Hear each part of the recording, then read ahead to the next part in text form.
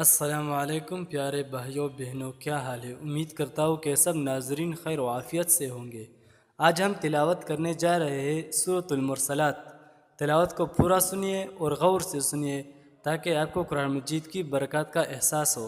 अगर चैनल पर पहली बार हो तो चैनल को सब्सक्राइब करें, वीडियो को लाइक करें, कमेंट सेक्शन में सलाम का जवाब दीजिए। तो चलो शुरू करते हैं तिलावत कलाम पाक को। أعوذ بالله من الشيطان الرجيم. بسم الله الرحمن الرحيم.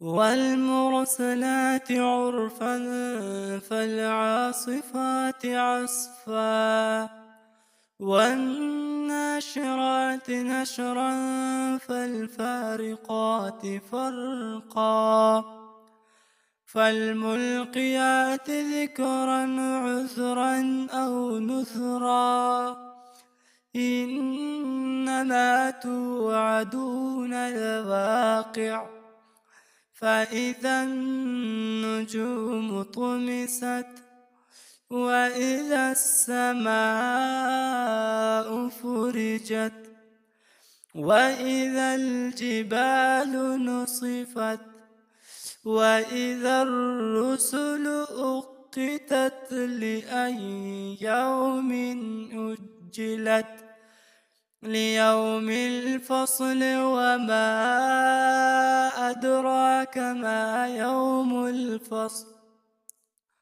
ويل يومئذ للمكذبين ألم نهلك الأولين ثم نتبعهم الآخرين كذلك نفعل بالمجرمين ويل يومئذ للمكذبين ألم نخلقكم من ماء مهين فجعلناه في قرار مكين إلى قدر معلوم فقدرنا فنعم القادرون ويل يومئذ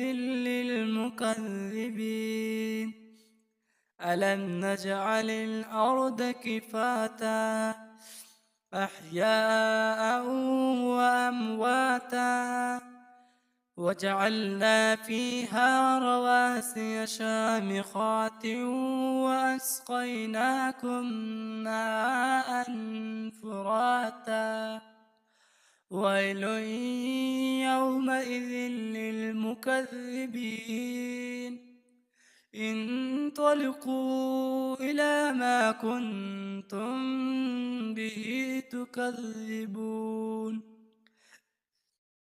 انطلقوا إلى ظل ذي ثلاث شعب لا ظليل ولا يغني من اللهب إنها ترمي بشرر كالقصر كأنه جمالة صفر ويل يومئذ للمكذبين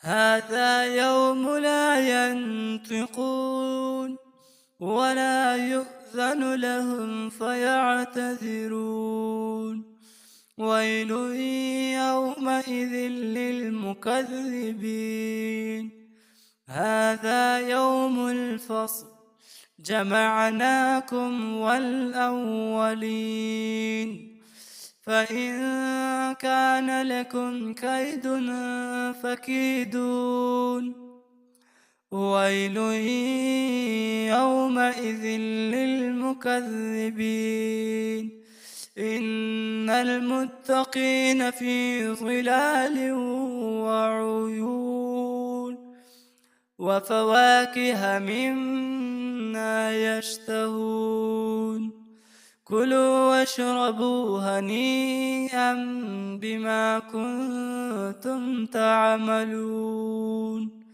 إنا كذلك نجزي المحسنين ويل يومئذ للمكذبين كلوا وتمتعوا قليلا إنكم مجرمون ويل يومئذ للمكذبين وإذا قيل لهم اركعوا لا يركعون ويل يومئذ للمكذبين فبأي حديث بعده يؤمنون صدق الله العظيم.